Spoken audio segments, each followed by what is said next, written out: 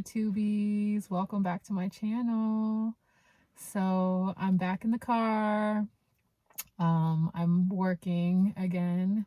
So I'm currently doing this job where I get to travel to different national forests. I'm currently on the West Coast, and I go to different sites and I survey visitors as they leave the site areas. So I'm asking questions that are kind of like, asking about their experience, where they're coming from, just kind of collecting data for the Forest Service and figure out where they're going to send funding to, like which sites need funding and whatnot. So that is my current position so that I can maintain. And yeah, that's what I'm doing. So the site that I am at right now is really slow. There's nothing much going on here. So, and it seems like it's about to rain. So I figured, why not do a video? So here I am, and here we go. So this is another Awakening into the Void, part of that series. And I just wanted to keep going with the story that I was telling, meeting this man who turned out to have very vampiric kind of energy, whether he's aware of it or not. It is my belief that some of these people / entities have some inkling or awareness of their modes of operation. But I know there's some aspects of them that are unconscious. And so a question that I've begun to ask over the last few years is like, when interacting with certain people, it's important to know if somebody has full agency over their entire being. It's so often that we can become vessels for dark forces unknowingly, unbeknownst to us. So if we are unaware of our shadow, unaware of the potential of our dark side, then it can get beside us. Like we can act out of turn or do things that are so out of pocket, but almost out of our awareness. It's like we have an out-of-body experience when we do these things. So I feel like a lot of, toxic people, that can be the case. I don't think there are a huge amount of people who are just like intentionally malicious, and are just out to fucking get people and out to fuck with people at every turn. I know there's people like that exist, but a lot of that kind of operation comes from, deep pain, deep insecurities. And I don't believe I've come across a lot of people who are just like maliciously fucking assholes, like just wanted to ruin people's lives. They do exist, but they're not as prevalent as we would like to believe. Like, I feel like we're in such a time where we just assume that everybody's a narcissist or like intending to hurt everybody on their path. But I don't feel like things are that black and white, so just giving that context for right now. But yeah, so I last left off where, I was having these kind of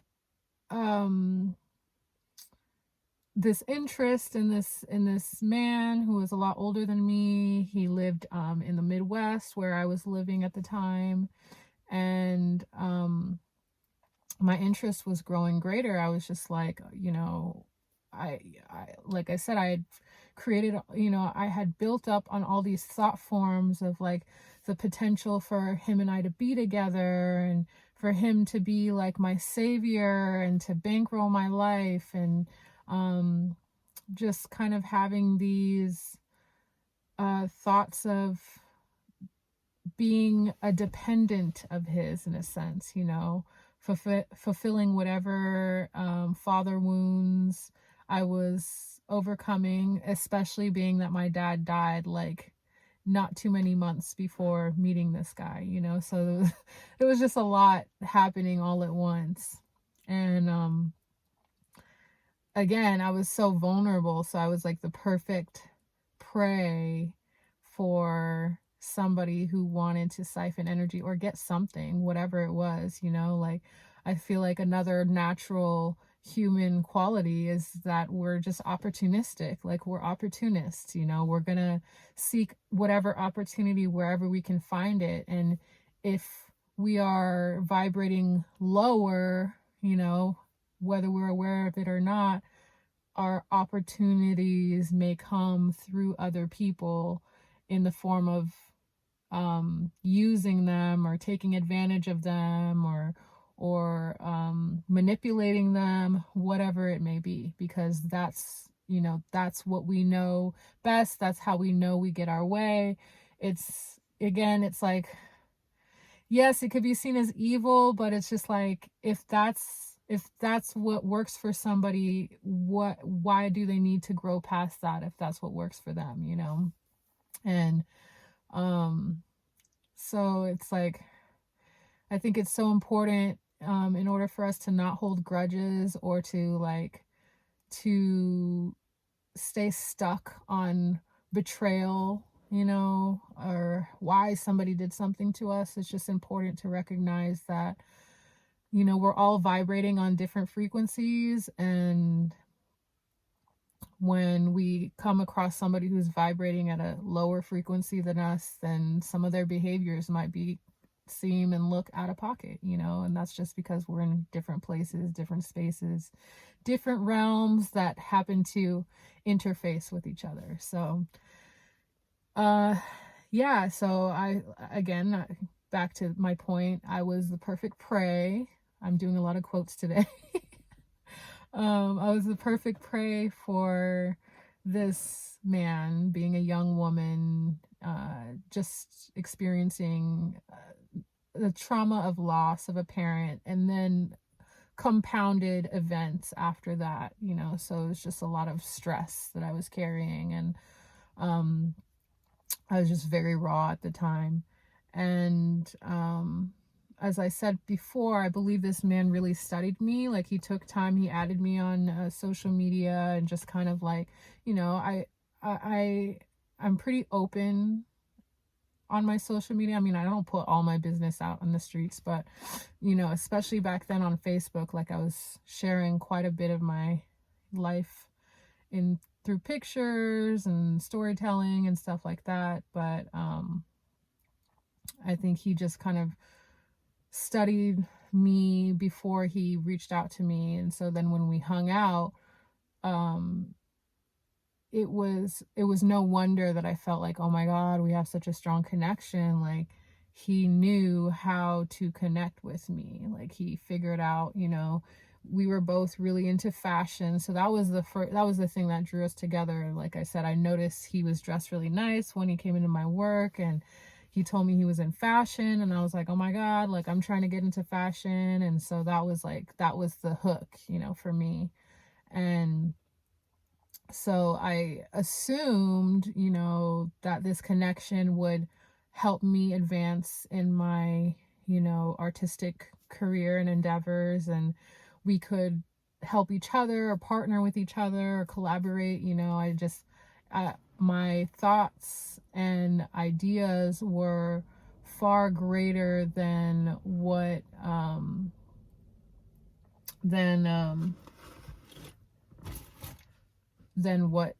came of it.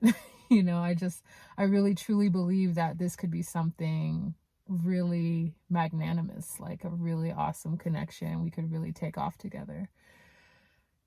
And so we hung out, we continued to hang out kind of regularly, and till one day I dropped the bomb that, hey, I'm actually still seeing somebody, and he's in California, and I'm on the verge of like wanting to break up with him, but I haven't yet. And so I was just like, I was confiding in him because I felt like I was in a dilemma, and I felt like we were building a connection, and so I thought he would give me some good advice. And he seemed very jarred by that when I told him that. His body language became kind of, retracted, and he just was not very receptive to what I was sharing with him. I think he was kind of upset. From the offset of him and I hanging out, he had told me he was, in the process of I would say a breakup, but he's shared a child with this other woman, and they were never married or anything like that, but they were still trying to like find peaceful grounds to co-parent, and it just wasn't peaceful at the time. So he was sharing some of that with me.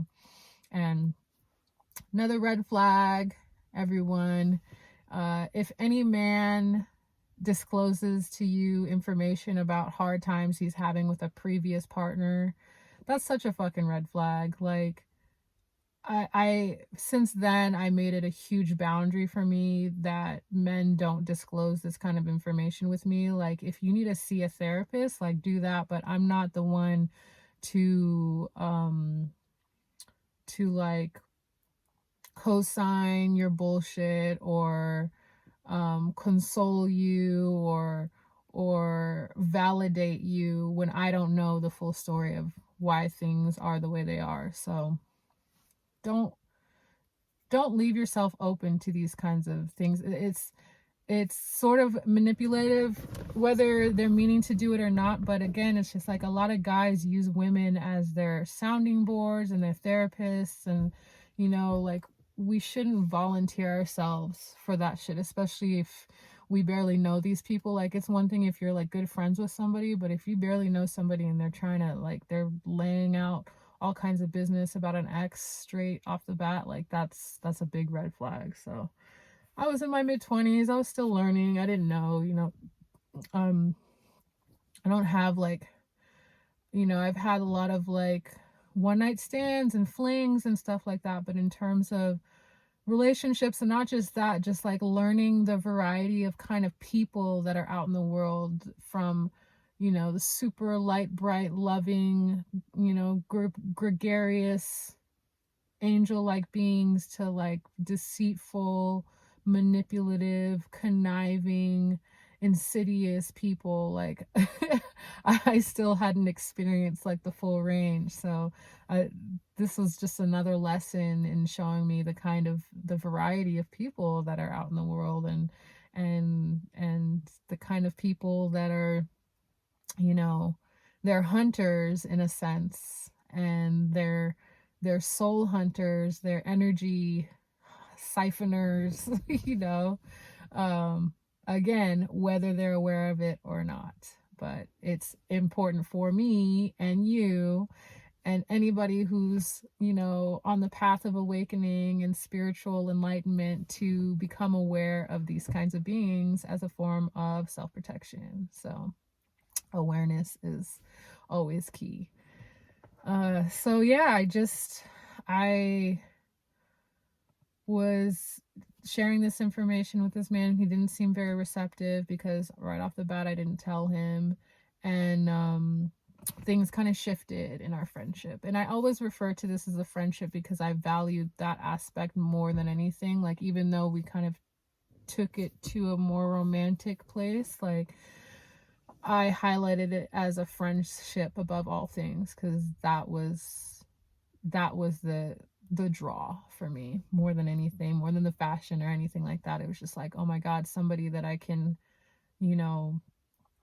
unload with about thoughts and ideas that I've never had anybody else to talk to about, like I said, the occult, and spirituality, and astrology, and interdimensional beings, and realms and realities, and astro travel, and all stuff like that. It's now these things are like are becoming more mainstream and really popular these days. But this was like in 2010, 2012. And it's not to say that they weren't popular, but they were still kind of like rumbling underneath the surface. Like my awakening started in 2008, 2009.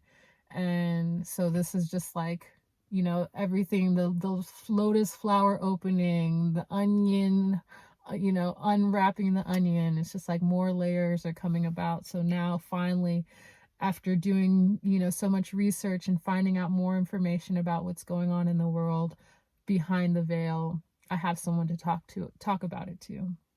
So it was exciting. It was super exciting. And the guy I was dating, who was living in the West Coast at the time, he wasn't he too was into spirituality and the occult, but as far as like having conversations and deep conversations, like it's like he wasn't into it. And I didn't understand what the disconnect was with that. Like, I think him too, in his, unconsciousness, felt that he didn't want to give in to me in that way. Like, I don't know. I feel like it was an unconscious control tactic. Like, I'm not gonna. Why are we gonna talk about these things? Like, it's like he didn't want to go deep about thoughts and ideas and like possibilities. Like, I love playing with possibilities. Like, we don't have to live in the realm of reality. Like, it's okay to play with possibilities and that kind of stuff. So this guy was just so cool because he was down to have those kinds of conversations and really go down the rabbit hole, and into the stars. So that's, to me, that's fun. Like, I enjoy that a lot. And so I told him, I'm trying to break up with this guy, but it's just a lot. Like, I'm going through a lot. So that night was kind of awkward. We finished hanging out, and I wound up going to what happened? Sorry. So yeah, we kept hanging out, and then so my time in the Midwest was coming to an end. I didn't know if I was going to stay out there or not, but I had already planned to go back to the West Coast. So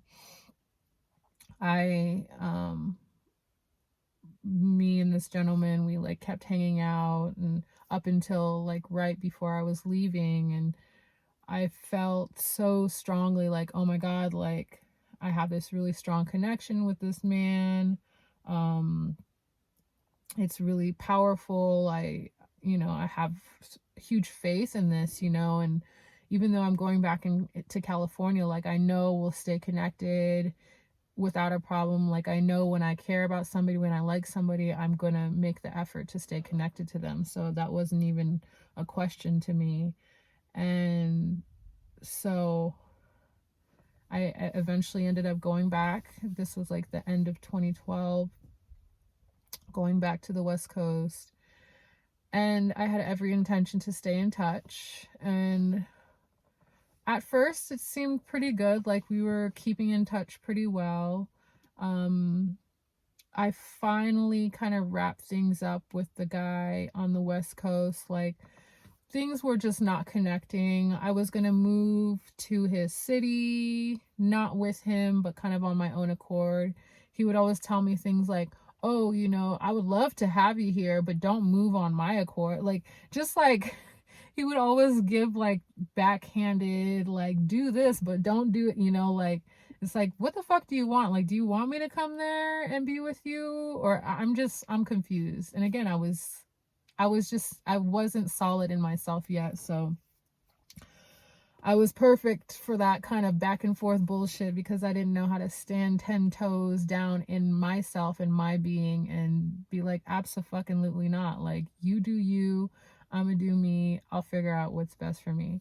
Eventually, I got to that point, but it took me a while. It took breaking off that relationship to finally start getting a semblance of who I was and what I wanted. So when I went back to the West Coast, we just finally ended it. Like, we just realized like me moving to that area is not going to work out. We're on different paths, different trajectories. Like, there was no point in trying to take it any further. And I think he was still willing to like do the back and forth shit for a while, where I wasn't. I was just done. Like, when it was done, I was done. And then once that was done, I was like, oh my God, now I can start like putting all my energy to this other guy who's in the Midwest. And, you know, started like trying to communicate with him more often. And then things just started making a turn for the worse in that situation. And it's not in a way that it's just like, oh my God, this person like totally fucked me over. It wasn't like that, but it was just so like insidious. It was so like underhanded, and it was so freaking confusing, and I just didn't understand what was going on. And it took me a long time to recognize like that I wasn't doing anything wrong, and that this person was actually playing serious fucking mind games and just using me as like, you know, like a cat and a mouse kind of thing. Like, I'm the little mouse to play with, you know, which is ironic because Mouse was my nickname when I was a little kid. It was the nickname that my dad gave me. So it's funny thinking back at it now, like, oh yeah, I was definitely the mouse in that fool's game. But yeah, I'm going to pick this back up in another video. I try to keep my videos around 20 minutes. So I hope you got something from this video. I'm happy that I have the time and space to record this right now in this car. And I will see you again soon. Do you like my Ford hunter's hat? I'm out in like fisherman slash hunter slash redneck country, so I wanted to fit in. As a brown woman, you know, you gotta stay safe in some of these places. So anyway, the universe and God has my back, so I mustn't worry. And I hope everyone has a wonderful day, and I will see you again soon. Bye.